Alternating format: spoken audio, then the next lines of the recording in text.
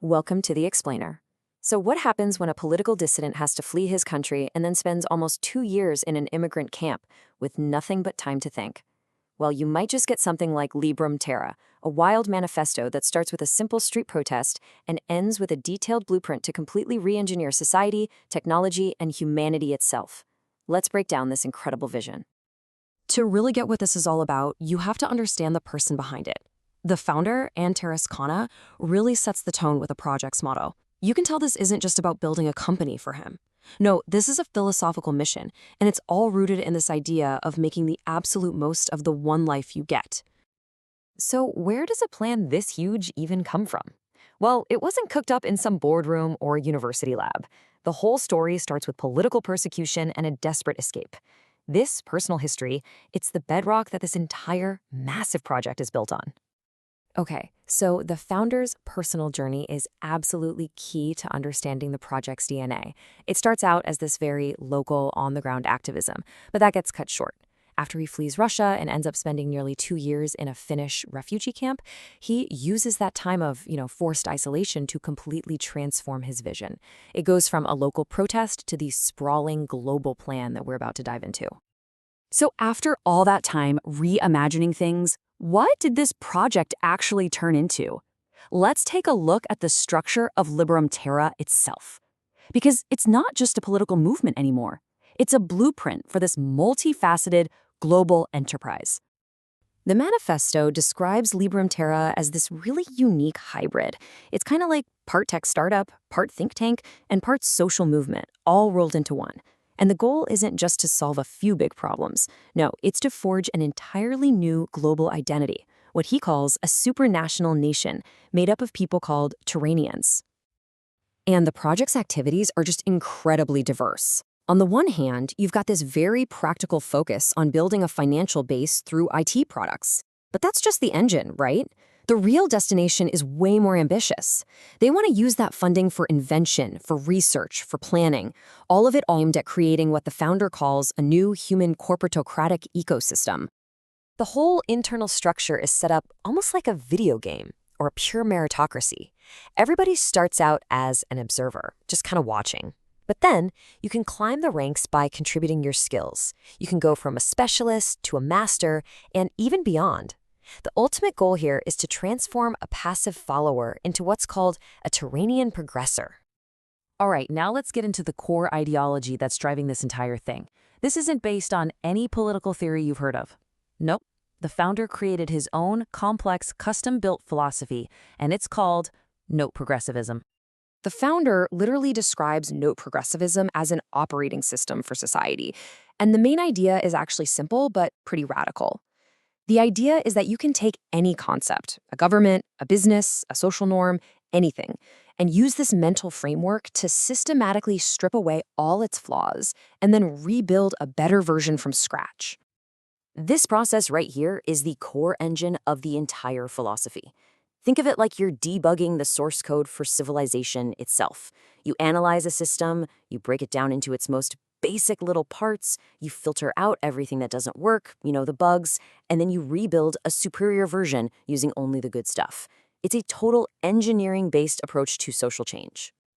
And believe me, this philosophy goes deep. It's not just some political theory, it's a complete worldview.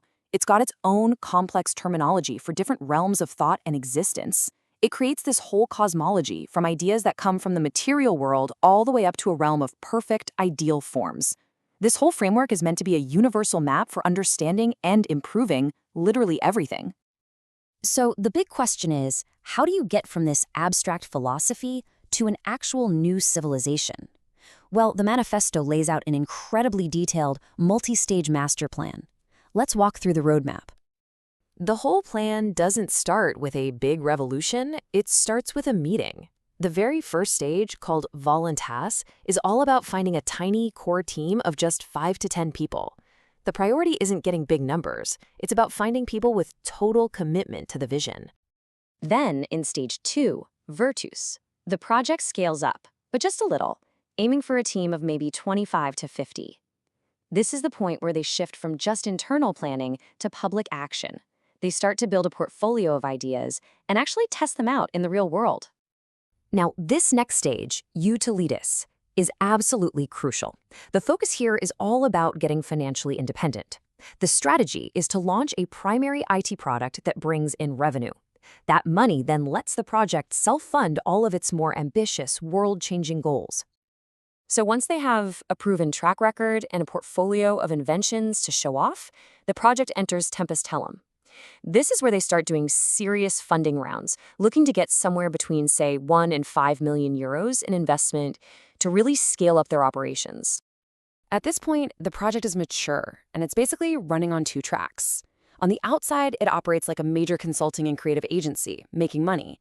But internally, all of that income gets funneled into the real mission, developing the truly breakthrough technologies that are at the absolute heart of the entire vision. And this is where the scale of ambition just becomes almost hard to wrap your head around. The manifesto sets a very concrete goal for this stage: to develop 1,000 breakthrough inventions in just 3 years. So, the crucial point here is that this plan goes way beyond just social change and straight into territory that sounds like pure science fiction. I mean, we're talking about universal assemblers and disassemblers, teleportation, devices to completely end material scarcity, and even technologies to fundamentally augment human biology itself. So all of this brings us to the final stage of the plan and the ultimate purpose of this incredibly detailed blueprint. Where does all this technology and all this philosophy actually lead? Okay, the manifesto's endgame is nothing less than total global transformation. The final stage, which is called Legio Infinitum, is all about deploying the project's philosophy, which is now backed by revolutionary technology, on a worldwide scale.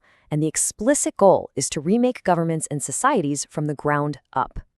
When you really boil it all down, the entire massive project is designed as this elaborate, multi-decade solution to what the founder sees as humanity's two biggest weaknesses: stupidity and laziness. The logical framework of Noteprogressivism is meant to solve the first problem, and radical technological automation is meant to solve the second. From a dissident, simple street protest to a meticulous plan for teleportation and a new world order, Liberum Terra is just a testament to an unbelievable level of ambition. It's a fascinating case study in vision. But it really leaves us with a critical question to think about. What does it truly take to change the world? Is it a single, perfectly engineered blueprint like this one? Or is it something else entirely?